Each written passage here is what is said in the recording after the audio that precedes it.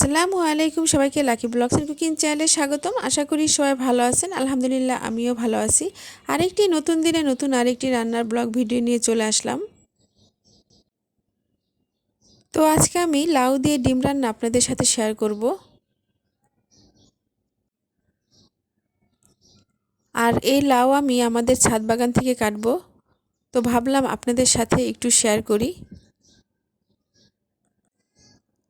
আমার ভিডিও দেখে যদি আপনাদের ভালো লেগে থাকে তাহলে লাইক, কমেন্ট, শেয়ার করে দিবেন। আর অবশ্যই সাবস্ক্রাইব করবেন।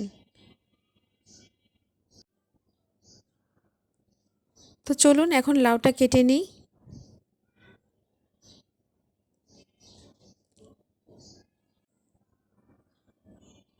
তো বিসমিল্লাহ বলে লাউটা কেটে নিচ্ছি।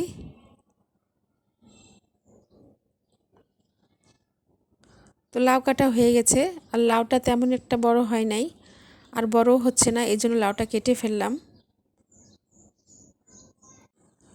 তো লাউয়ের খোসা ছাড়িয়ে কেটে ভালো করে পানিতে ধুয়ে নিয়েছি। আর লাউ আমি নিয়েছি, আপনারা আপনাদের পছন্দ অনুযায়ী কেটে নেবেন।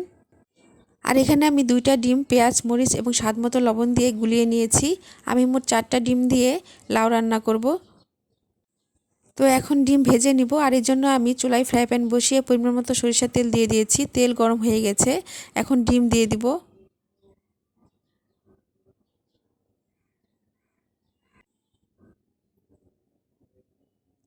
আর ডিম আমি 2 পদ্ধতিতে ভেজে নিব।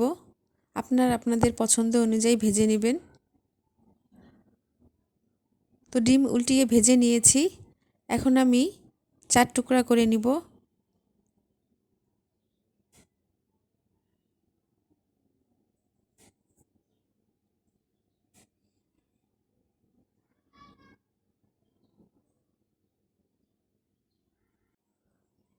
তো ডিম আমি 4 টুকরা করে নিয়েছি। এখন আমি আবারও ফ্রাই প্যানে তেল দিয়ে আবারও ডিম দিয়ে দিলাম। এটাকে আমি একটু ঘুরিয়ে দিচ্ছি। তো ডিম উল্টিয়ে নিয়েছি, এখন আমি এভাবে ভাজ করে নিব। তো ডিমটাকে আমি পাটিসাপটা পিঠার মতন ভাজ করে নিয়েছি। এখন 3 টুকরা করে নিব। তো এখন রান্নায় চলে যাব। আর এই জন্য আমি চুলায় কড়াই বসিয়ে পরিমাণ মতো সরিষার তেল দিয়ে দিয়েছি। এখন কেটে রাখা পেঁয়াজ এবং কাঁচামরিচ দিয়ে একটু নেড়ে চেড়ে দিব। পেঁয়াজটাকে আমি লম্বা করে একটু মোটা করে কেটে নিয়েছি।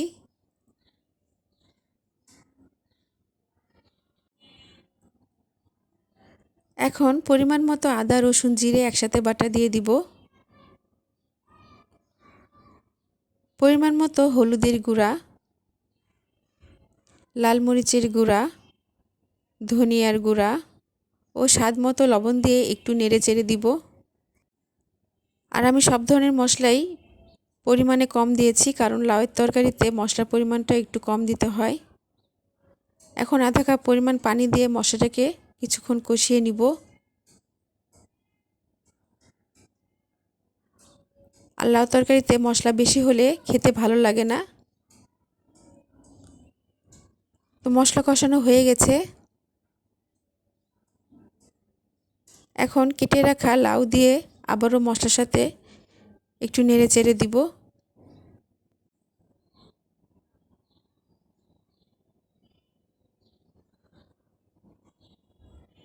তো লাউ কষানোর জন্য আমি 1 কাপ পরিমাণ পানি দিয়ে দিব। যারা আমার চ্যানেলটাকে সাবস্ক্রাইব করে আমার পাশে আছেন তাদেরকে অসংখ্য অসংখ্য ধন্যবাদ।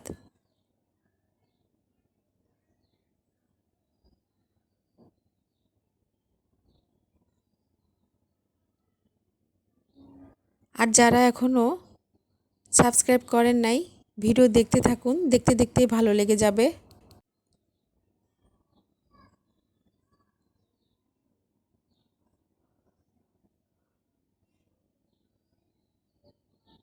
তো লাউটাকে কষিয়ে নিয়েছি। আর লাউ কষানো হয়ে গেছে। এখন ঝোলের জন্য বা সম্পূর্ণ তরকারিটা হওয়ার জন্য আবারও পরিমাণ মতো পানি দিয়ে দিলাম।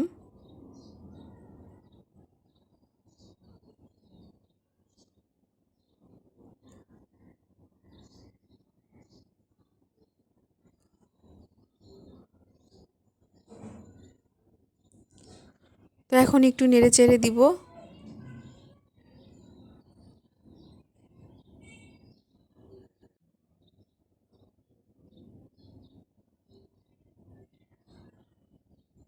তো লাউটাকে একটু ভেঙে দিচ্ছি।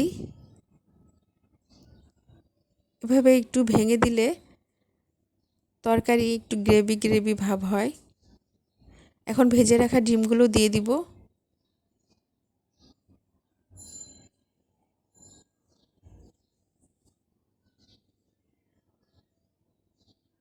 তো ভেজে রাখা সবগুলো ডিম দিয়ে দিয়েছি।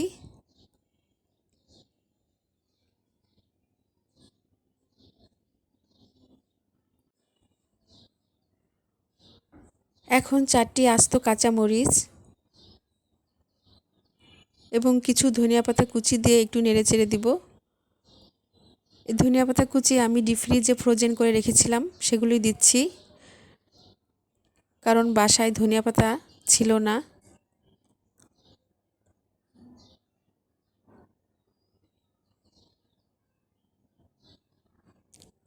তবে তাজা ধনিয়া পাতা দিলে বেশি ভালো হতো।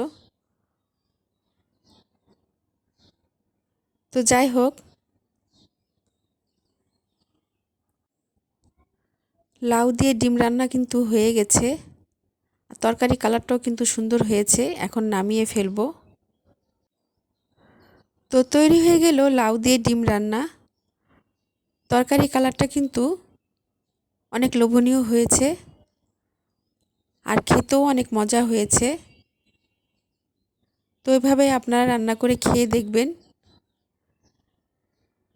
নতুন নতুন ভিডিও দেখতে আমার চ্যানেলের সাথে থাকবেন। ভিডিওর নিচে বেল আইকনে ক্লিক করবেন যাতে নতুন কোনো ভিডিও ছাড়লে আপনাদের মোবাইলে নোটিফিকেশন চলে যায়। সবাই ভালো থাকবেন। আল্লাহ হাফেজ।